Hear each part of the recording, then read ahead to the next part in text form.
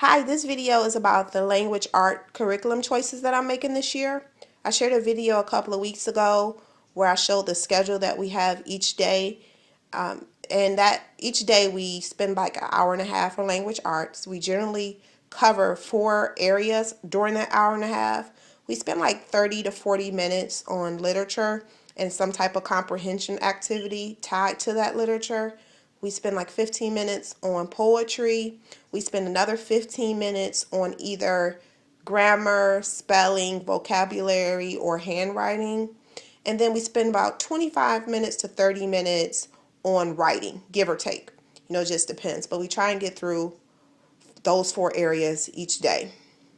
The first thing I want to share with you is this Common Core Curriculum Maps book, and it's for grades K through 5. I like this book because it gave me a framework. In my state, my daughter is either going to have to take an assessment at the end of the year, or she's going to have to get some type of evaluation by the teacher to be compliant for being homeschooled next year. So it is important to me that I'm aware of the standards that's being released and that I'm somewhat aligning my plan with those standards. And this book does a good job of kind of helping you see what how to set up a literature program and align that with those Common Core standards that's coming out, if that's important to you. And I'll try and show you a quick example. Like I said, it goes through from K through 4, and I can just show you really quickly. So for instance, it says grade 4, unit 6. They give you like 6 units, and this unit that they have set up for you is all about literary heroes. And then they give you an overview, and they give you a list of all the standards that this unit would cover. They also give you the literary texts that you could choose from, stories, informational texts, and biographies. And then it's a humanities-based approach where they want the literature to tie into art and history and music and different medias. So they also give you activities for that. And it's written by teachers for teachers. And then they give you sample activities and assessments. And so they'll outline, a number of different activities that you can do.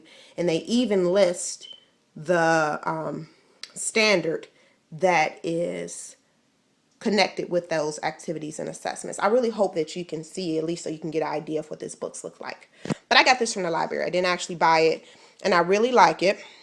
Even though I'm not using it the way they've set it up, it did help me at least establish some idea of how to go about setting up my program.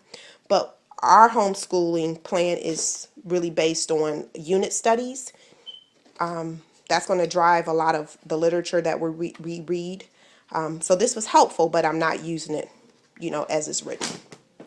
So that's a great reference, just in case anyone wants to check this out. And again, I got it from the library. And I mentioned that we are doing unit studies. And so our unit study that we're currently on is dogs. And this is a book, of course, Marley, A Dog Like No Other, is adapted for young readers. And my daughter's really, really enjoying this book.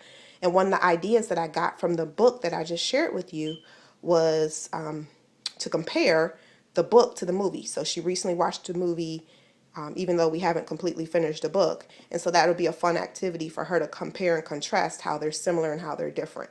And if you haven't had a chance to look at the Common Core standards, I just want to go back to that for a minute.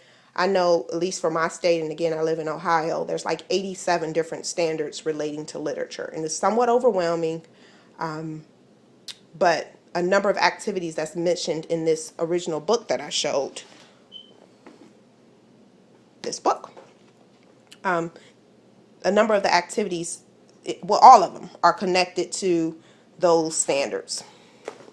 So, and actually this is where they actually had a unit in that book about dogs and cats or something like that. And so it just so happened my daughter had mentioned that she wanted to do a dog unit, and I was really stumped about how to do it. But it's shaping up to be really a wonderful unit, and there were so many connections that I've made across, subjects with dogs, from science to history, and it's just been amazing. So It was perfect timing. The book worked, and she had her ideas, and it really helped a lot. But this is another book, Dog Heroes. This is a nonfiction book about dogs, so we're using that right now. Oops. And then finally, this is I Love Jack, or I Jack, by Jack the Dog. So this book is told through the voice of a dog. So, and I think she'll enjoy that. And that's just for fun that she's reading. I also read aloud to her a lot. And so this book that I'm using is African American Read Aloud Stories. It has poems, songs, history, fables, fairy tales. I read that to her. And she, we read some stories together too. And then African American Children's Stories is another similar book that we read together. I mentioned that every day we do poetry. So right now we're reading Ancient Africa, Modern Rhymes About Ancient Times. We really enjoyed that. That's a library book. It's not mine. This is, something that we had in our home. I loved Shel Silverstein as a kid, so I'm trying to share that with her. And we just, we're just going through poetry, and I just want her to kind of fall in love with the playful language of poetry.